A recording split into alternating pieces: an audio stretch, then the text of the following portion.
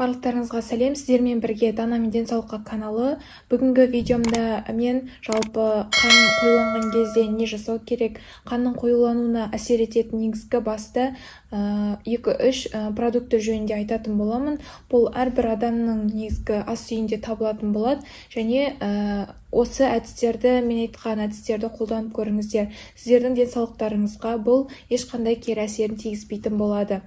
Жалпы қанның қоюлануы бұл организм үшін өте үлкен қауіп-қатер болып саналады. Мысалы, ол тіпті жүрек қан тамыр жүйесіне де, басқа да жүйелерімізге де өзіндік әсерін тигізіп жатады.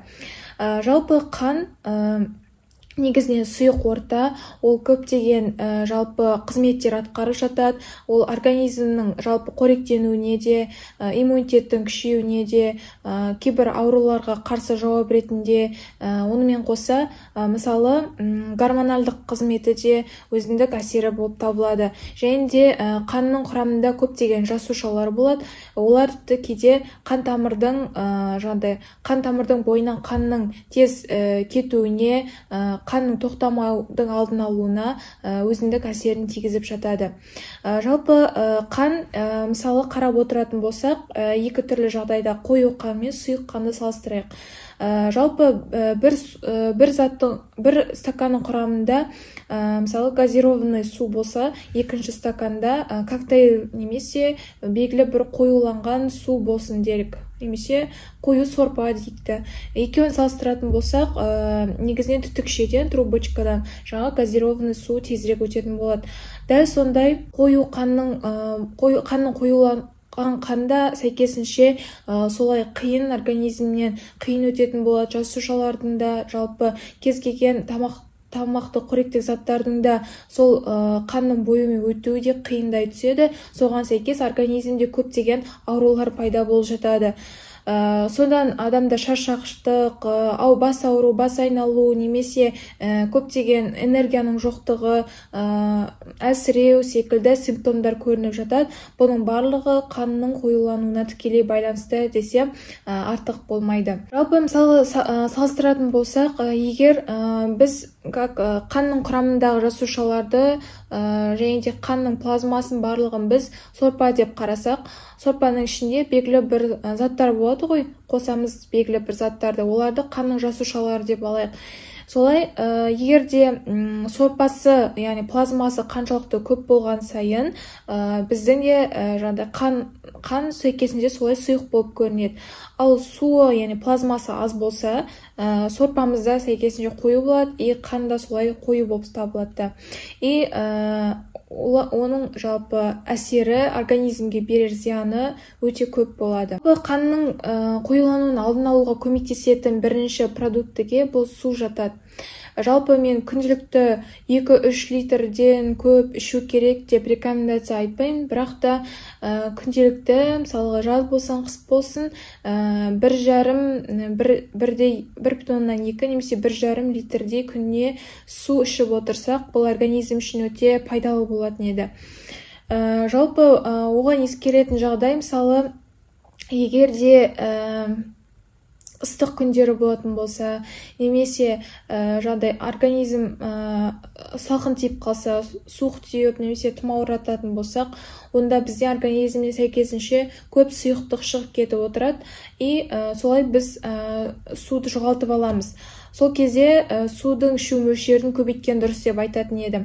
Ол кезде барынша 2-2,5, тіпті егер салмағыңыз, бойыңыз үлкен, ұзын болатын болса, 3 литрге дейін қолдансақ артық етпейді десем болатын еді. Кейбір адамдар айтып жатады, мен қаншалықты су ішіп жатырмын, бірақ ол ешқандай қанымның қоюлануына ешқандай әсер еткен жоқ, сұйылтуына, сол баяғыша қалпы деп айтуы мүмкін, баяғыша басым ауырады деуі мүмкін. Бұл бір жағынан қарап отырсақ, бүйрекке белгілі бір жүктеме болып саналады. Қаншалықты біз суды іше берген сайын, егерде оны сіңіріп алатын белгілі бір жасуша немесе белгілі бір заттар болмаса, организмде сәйкесінше ол тез бүйрек арқылы зәрмен шығып кетіп отырады. Бірінші айтатын зат ол, мысалы, тұз немесе сахар, яғни қант немесе лимон, осы үшеуін араластырып сумен ішуге ұсынатын едім. Бірақ та ол көбінесе мысалы жаңағыдай организм уланады ғой, уланған кезде немесе іш өтіп немесе құсып, сол кезде обезвоживание болады да, сусыздану.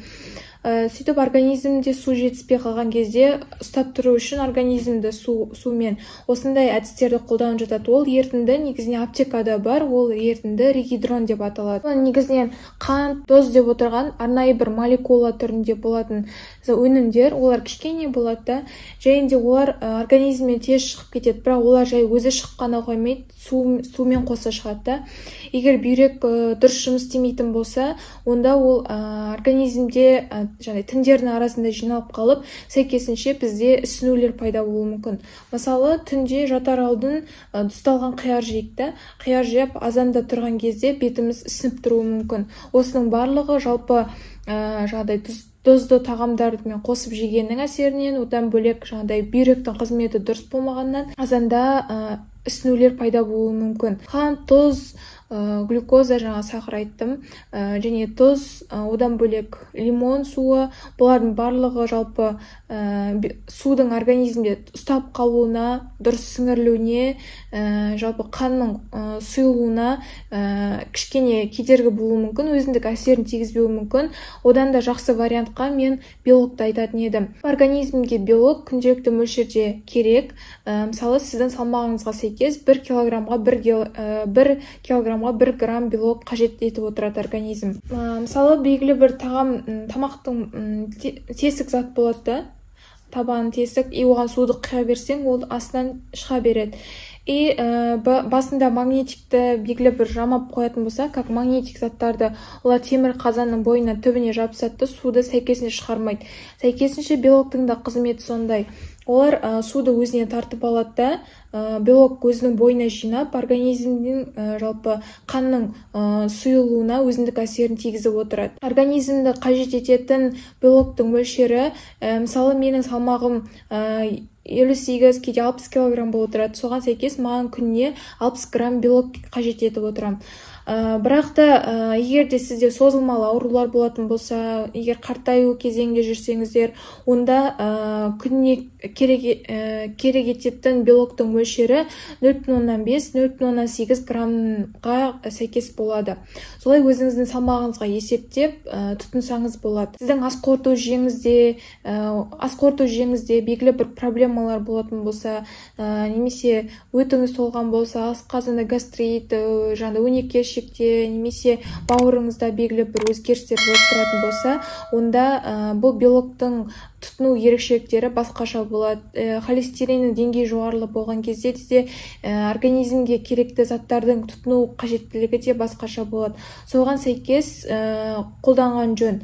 Жалпы бұл видеолар жалпы холестеринге қатысты, ас қорыту жүйесіндегі ауруларға қатысты негізгі видеолар алдағы уақыттарда болатын болады. Мен бұрынғы өзімнің каналымды Дана мен денсаулыққа өшіріп алып, өзін қайтадан қалпына келтіру мақсатында мен өзімнің запистерімді, жазбаларымды қайтадан жазып жатырмын.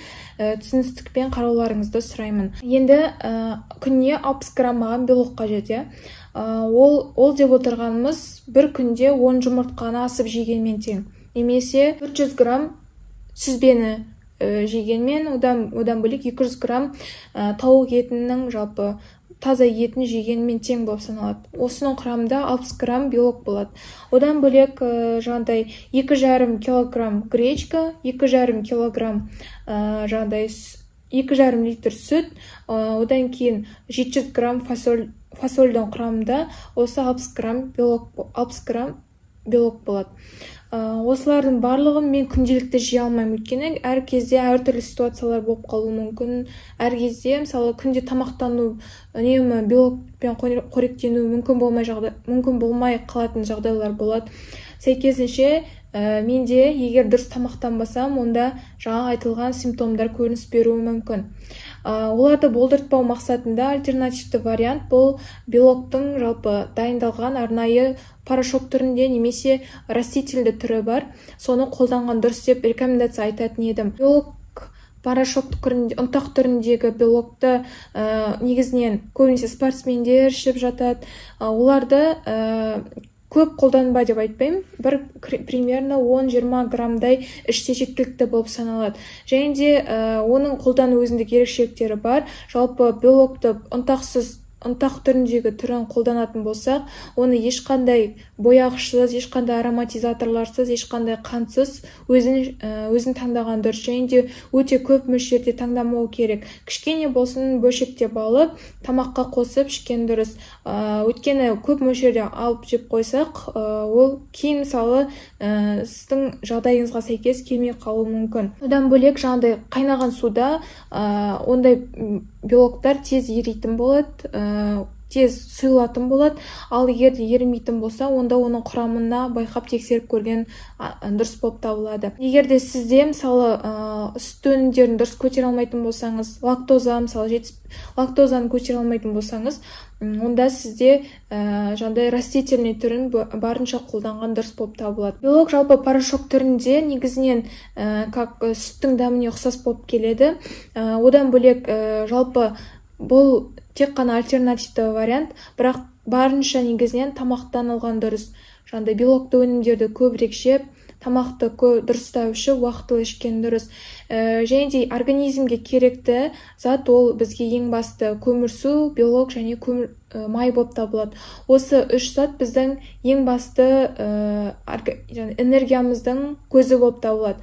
Соған сәйкес сіздер жалпы энергичный боласыз, көп қозғалуға бейім боласыз, жаңағыдай кішкене де болсын бағана айтылған симптомдар көрініс бермейтін болады. Егер осылардың барлығын ережелерді ұстап дұрыс тамақтанатын болсаңыз, сізде барлығы жақсы болатынына сенімдімін, және де денсаулығыңыз барынша жақсара түсетін болады. Және де қанның сұйылануына да өзіндік әсерін тигізетін өнімдерге тіпті осыларды жатады десем болады.